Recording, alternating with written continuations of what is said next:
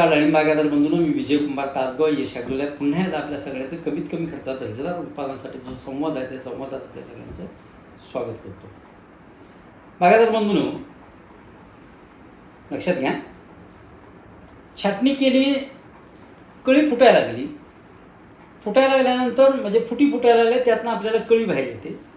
ह्याच काळात ती वाढण्यासाठी आपण नत्र देण्याचा प्रयत्न करतो, मॅग्नेशियम देण्याचा प्रयत्न करतो. म्हणजे आपल्याला विनंती आहे, जेवढा नत्र द्यायचा आहे तो नत्र छाटणीच्या अगोदर त्याचा फक्त 25% हप्ता द्या.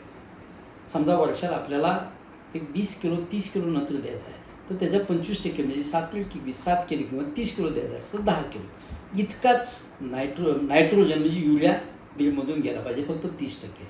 त्यानंतर त्याचवेळी मॅग्नेशियमसुद्धा आपल्याला क्लोरोफिल तयार होण्यासाठी खूप चांगलं काम करतं, तेही देणं गरजेचं असतं.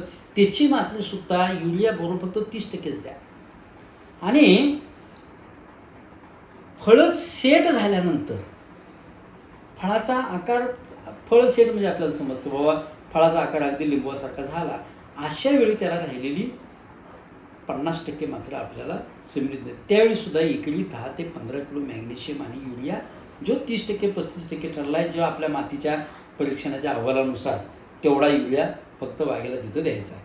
आणि त्यानंतर मग फळं चांगली सेट झाली, पेरूच्या आकाराची झाल्यानंतर राहिलेली 30% नत्राची मात्रा आणि मॅग्नेशियम एकरी 10 किलो आपल्याला डील करून द्यायचा आहे. एका वेळी सुरुवातीच्या काळात नायट्रोजनची मात्रा अजिबात देण्याचा प्रयत्न करू नका, कारण त्याचा मनी म्हणण्यापेक्षा कळी सेट होण्यापेक्षा कळी गळण्यावर जादा त्याचा भर लागतो.